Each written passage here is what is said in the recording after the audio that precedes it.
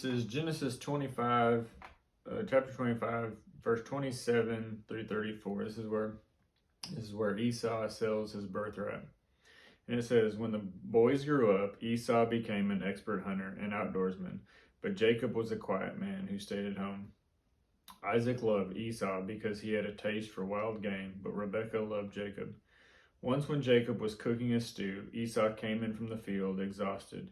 He said to Jacob, "Let me eat some of that red stuff because I'm exhausted." That is why he was also named Edom. Jacob replied, "First sell me your birthright." "Look, Esau, I'm about to die." "Look," said Esau, "I'm about to die, so what good is a birthright to me?" Jacob said, "Swear to me first." So he swore to Jacob and sold his birthright to him. Then Jacob gave bread and lentil stew to Esau. He ate, drank, got up, and went away. So Esau despised his birthright. So here we see that Esau was doing what he was meant to do.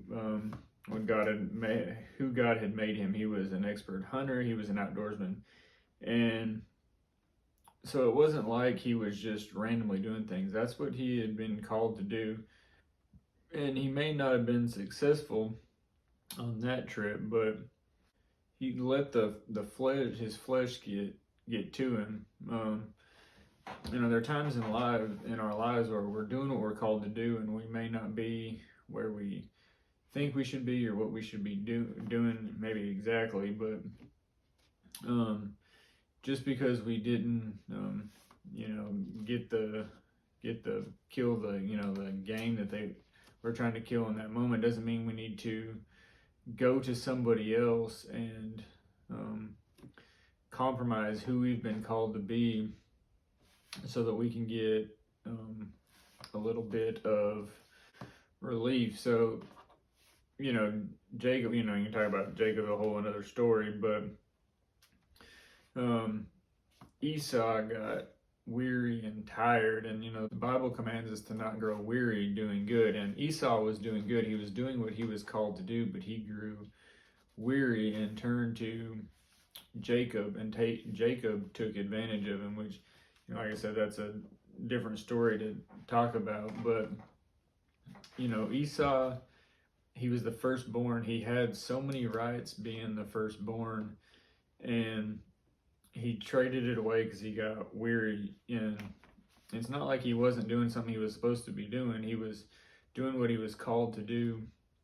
And so I just encourage you that, no matter what you're going through, what you're doing, to, for one, be doing what God has called you to do, but to not grow weary in doing good, and don't compromise what God has spoke over you. Don't give in when it gets hard.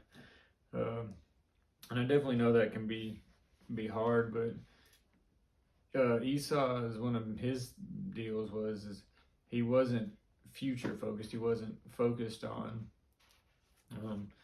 the long term, and with everything coming at us today, it can be one of the things that we lose sight of. What really matters, the long-term vision for our lives, and that's just important, just to keep that in front of you. And as it says in Habakkuk 2:2, write the vision down and make it plain so that you can run after it.